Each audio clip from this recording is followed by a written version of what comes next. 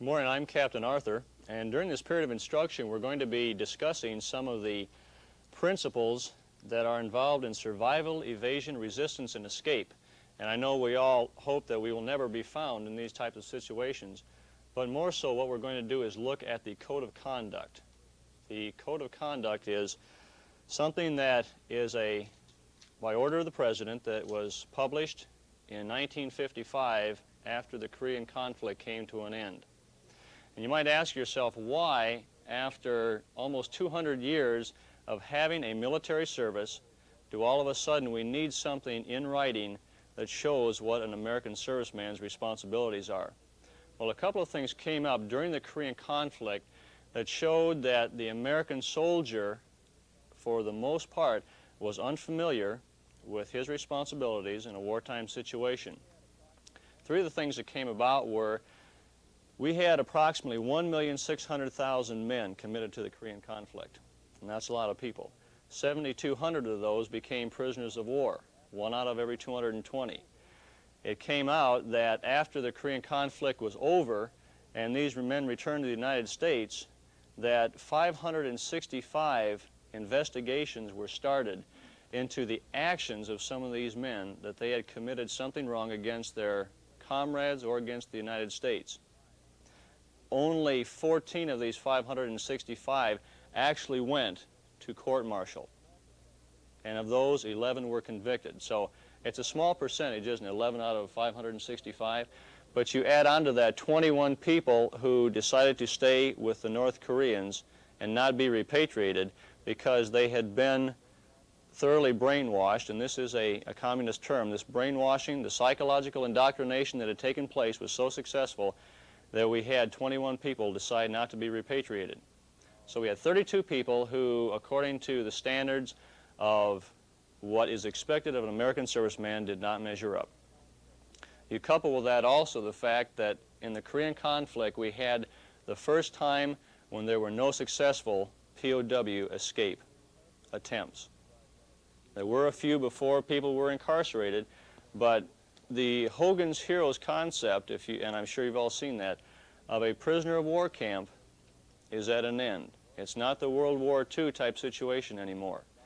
In North Korea, the psychological indoctrination that took place was very effective for a number of reasons, and unfortunately we don't have time today to go into that. And thirdly, something happened in North Korea that had not happened to American POWs before, and that was that there was a large number of persons, 40% as a matter of fact, who did not make it back alive to the United States. Almost 40% of our POWs died in the POW camps. And it wasn't because of malnutrition, even though we realize that in a POW camp the food is not all that great. It was not because of injuries or illnesses, even though that played a small part. For the most part, the men did not make it back because they had simply lost the will to survive. They gave up because of situations. They gave up hope in themselves, in their comrades, and in their country. They refused to eat, they refused to leave their bunk, and they eventually died of starvation. They had forgotten the three basic things that they had been taught throughout their military career, both external and internal self-discipline, following the leadership that was appointed over them, and also taking the leadership, and lastly, organizing themselves into a unit so they could help one another. These three things were not followed. And consequently, 40% of the people who went into the POW camps did not come out, mainly because of their loss of will to survive. So this bothered President Eisenhower at that time enough that he said, we need a written code of conduct so that the American soldier, sailor, airman, whatever, can look at this and know what is expected of him. And so this morning, that is what the main thrust of our discussion will be. Now, the code of conduct is only 247 words, so it says a lot in just 6 short articles.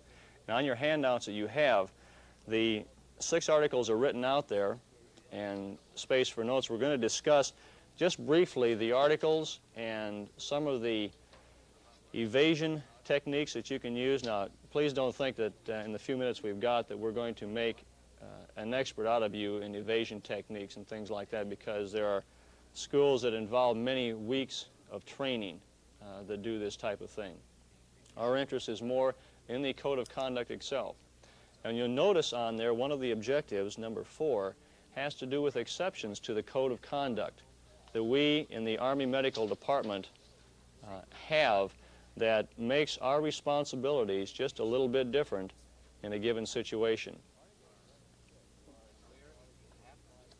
Articles 1 and 6 are general articles that apply during both peacetime and wartime, so we'll look at those just briefly.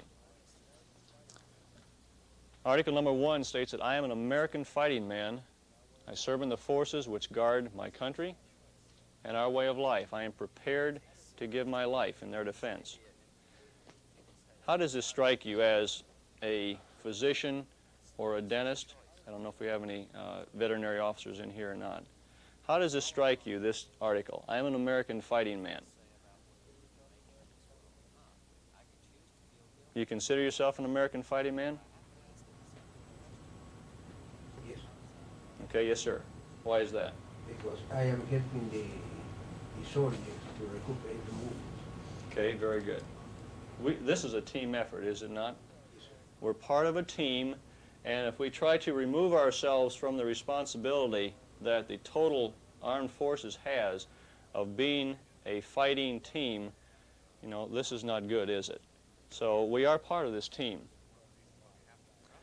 Did you ever notice I asked this question a lot to classes? How many of you, when you raise your hands for the first time, ever seriously give thought to the fact that you might be called upon to give your life in defense of your country? And I usually get about 10%.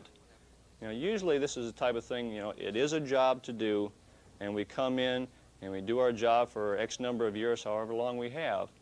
But many times we don't even consider this until we get put in a situation where it might become a reality. This is something to think about.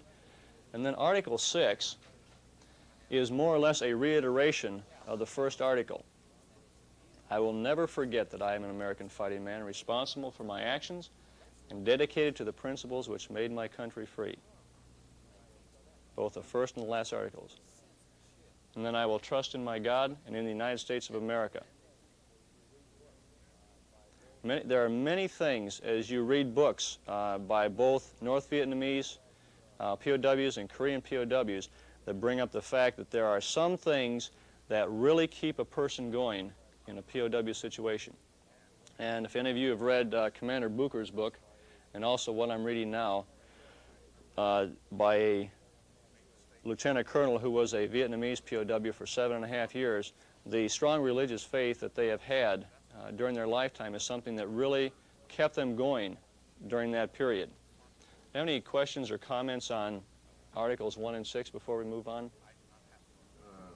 Yes, sir. Captain, are there any atheists in foxholes? The old saying is, Are there any atheists in foxholes? From my understanding, you know, people will do a lot of things when they're in an endangered life situation. But it's been found, and psychological studies were done of returning POWs from Korea, that found that those people that made it through with the least psychological damage were those not who had supposedly had a foxhole religious type experience, but those who had internalized within them that these religious concepts and beliefs for many, many years. And their religious faith kept them going. But well, then, if you were in a situation where, let's say, you were captured and you were placed in charge of this squad because of your rank, what would be the best way to counsel one of your squad members who had no religion? well, I think that would have to be a personal type thing. Myself, I have had a lot of religious background and training. So I would handle that in a certain way. It might be different from somebody else. But as far as personal experience goes and the readings that I have done by people who have been placed in the situation and who have testified to the fact that it is something that they have had beliefs for many years, and this was the thing that kept them going, their belief in their God that really made the difference. That without that hope, it could have been entirely a different situation. So, but like I say, people would handle it differently probably. Any other questions or comments? Okay, as we move along to Article 2, now we're going to be looking at Articles 2, 3, 4, and 5, and each one has an exception that applies to Army Medical Department personnel that is going to be very important. Article 2 states that I will never surrender of my own free will. If I command, I will never surrender my men while they still have the means to resist. Now, of course, this means to resist is always a subjective type thing, isn't it? And so that person who has responsibility for command will have to make that. But put yourself in a situation, you are in charge of a field medical facility, and that tactical commander says, I have to pull out because of the situation, and you've got non-transportable patients in your facility. They can't be moved. What are you going to have to do with them? You just take off and leave them? Okay. I don't think if they're non-transportable, obviously they really don't have the means to resist on their own. Okay. And as such, you're responsible for their safety and welfare. Okay, good. So what are you going to do then if you have non-transportable patients who cannot take care of themselves? Maintain your position and continue to treat them. Okay, very good. Anytime that tactical commander says, we have to move from this area and you've got patients there that can't be moved, you're going to have to leave some qualified medical person there to take care of him, however many number of people you have. So you are in effect, if you are a medic, you are in effect surrendering yourself.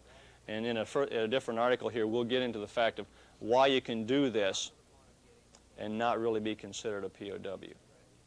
And of course, that medical commander there, if you've got a clearing company or a battalion aid station or something, that doctor has the responsibility of leaving somebody behind. And it's the old volunteer or get volunteered type thing. He has to leave a qualified person. It might be a 91 Bravo who is just out of the school here. It might be a 91 Charlie. But whoever can take care of him has to be left behind. So that is the exception there. You have to leave a qualified medical person with any non-transportable patients. Any questions on that point? And as I mentioned, we will get to one in just a minute where we can do this and not be considered POWs. Okay, now we have, of course, let's leave ourselves some alternatives, right? You know, if you don't want to surrender, what do? Okay, just consider we do not have any patients. We have moved our patients, and we don't want to surrender. We still have the means to resist, and you're in charge of a medical facility here in the field. What are you going to do? Okay, one of the things we can do is defend in place. Now, granted, for the most part, we do not have that many organic weapons, do we? 45 caliber pistols and M16s, rifles, to effect a defense in place. But normally, if the tactical commander is smart, he will have located your facility in some kind of a location where at least he can either defend it easily or get replacements to you.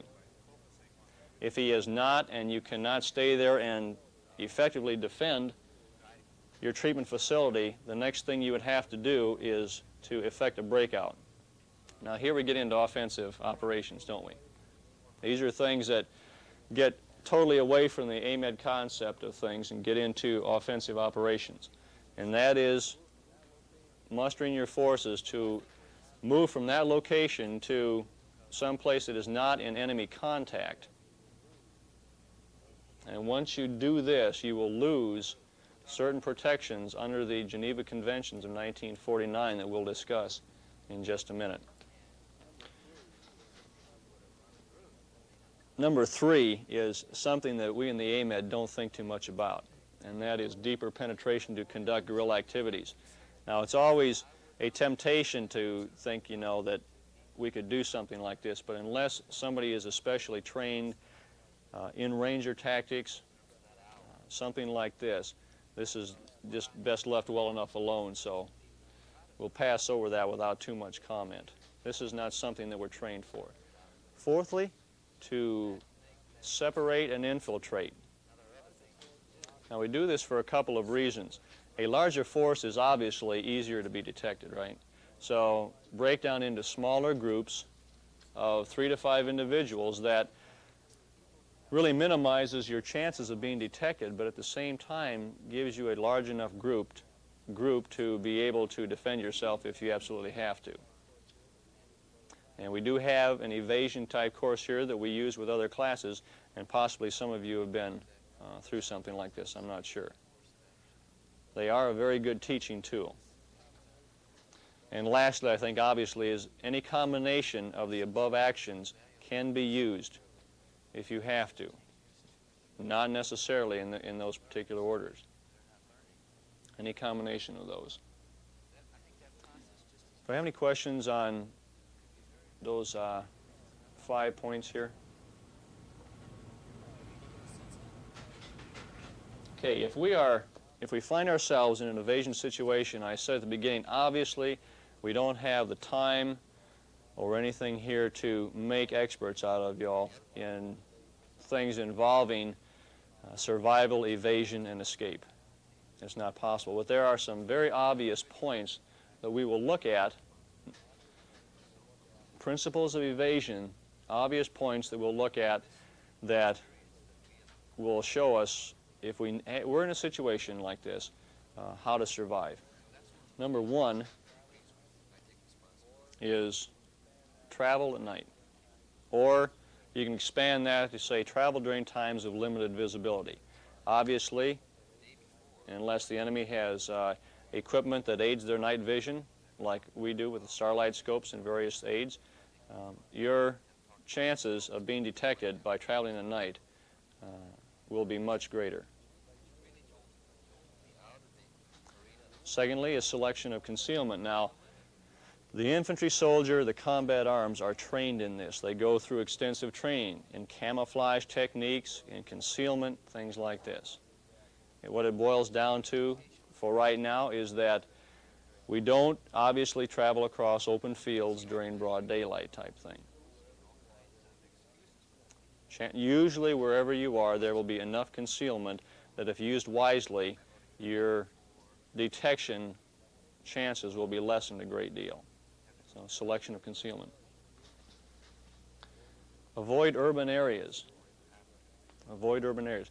There are a couple of reasons for this. Can anybody tell me what one reason might be? Why we would avoid urban areas? Populace might be unfriendly. Okay, good point. Populace might be unfriendly. And chances are, if you were behind enemy lines, the populace would be very unfriendly, wouldn't they? Good point. Anything else? And therefore, following right on that, if they were unfriendly and you were walking around, your chances of detection would probably be quite a bit greater, right? Now, even though we, for the most part, here are Anglo-Saxon, if we were in Southeast Asia, we just wouldn't fit in, would we?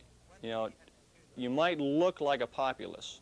In Europe, for example, we might fit in as far as looks of the people, but language fluency would come in, mannerisms would come in, things like this that could really hamper our escape efforts. We just wouldn't fit in, regardless of how much we looked like or thought we acted like the population. There's another reason, and perhaps some of you have seen something like this or similar to it. Does anybody know what this is? It's right, it's exactly right. It's part of an escape kit. It's called a blood chit. Blood chit, C-H-I-T. And this is issued to personnel who are more likely to come into enemy contact. And what this does, it's got the American flag at the top, as you can see, and it explains that you are an American fighting man in need of help. And it offers a reward to anyone in the indigenous population there who will help you. All they have to do is turn it in to the authorities and they will get a reward. This comes with gold bullion for trading. It was issued in Vietnam and with barter things like watches, gold bullion, etc. And this is from Southeast Asia. It's got about 20 languages on there, indigenous to that area. And it is a serial number item, so it is accountable. And you would give this then to anyone who would help you. Now, why do we say avoid urban areas? Well, chances are, if anybody's going to help you, it would be in the rural areas where they cannot be detected either. Because the people who are going to help you are going to be few and far between, aren't they? There might be some kind of underground movement that will, but you would more likely find these people in the rural areas where they will not be detected as well. So those are the 2 or 3 reasons there for avoiding urban areas. Next, and we'll look at these 2 simultaneously, conserve food and conserve strength. Now, obviously, again, if you're traveling in an evasion situation, if you are going to go against some of the other principles like travel at night and selecting concealment, if you had to go long distances over open areas, you would not choose to do that, even though it was the shortest means of getting back to friendly territory. So you would probably spend several days in this type of situation. And if you did, you would have to conserve your food because you might not have that much to go along with. You don't eat everything at once, you don't drink everything at once, because you get into 3 days. We had many soldiers in Korea and Vietnam who did just that. They consumed all of their food at one time, and then 3 days later, they were so malnutritioned and had not conserved their strength because of it that they were captured. They could not go on any farther. Conserve food and conserve strength. And lastly, and possibly one of the most important, has to do with not stealing any critical items. Don't steal any critical items. Okay. For example, that's a good point. What do we mean by a critical item? Vehicle, good point. Vehicles. Announces your presence. And what you bring up is very important because in an evasion situation, what is one thing you don't want to give the enemy? Let them know you're there, right? Obviously. You want to stay as far away from people as you possibly can. And so you start stealing things like vehicles, communication equipment. You know, in the military, we have to sign for a lot of stuff, don't we? And you can believe if you're going to steal something from, you know, some private or equivalent, and he's responsible for it, you know he's going to start raising a fuss about it. So vehicles, communications equipment. How about weapons? Suppose you find yourself in a situation where you don't have any weapons, and you have a chance to get one. What you do about that? I see a shaking head up here going this way. Okay. Opposing view. You say no. Why would you not want to steal a weapon? Wouldn't that help you? It might give you a limited amount of defensibility, but the amount of defensibility as opposed to the fact that, you know, a native isn't going to steal a weapon probably. It's going to be an indication of some hostile reaction or action involved. You're going to bring all sorts of fire and brimstone down on your head. Okay, you made a comment. Yeah, as soon as you shoot it, they're going to know you're there. Sure. The first thing, you get a gun, and what's your motivation to do? To use it, right. And so, even in the Ranger School at Fort Benning, Georgia, and in the Air Force, SEER, Survival, Evasion, Resistance, and Escape classes that the Air Force has, the Navy has, the prime thing is, unless it is absolutely necessary, try not to steal a weapon because you will be motivated to use it and give your position away and get closer to people because you feel you can defend yourself. And it might sound kind of funny at first, but what Captain Engel Scott mentioned up here is very important. That it gives your position away, you will use it, and you want to stay as far away from people as possible. Any further questions or comments on these 6 principles of evasion here?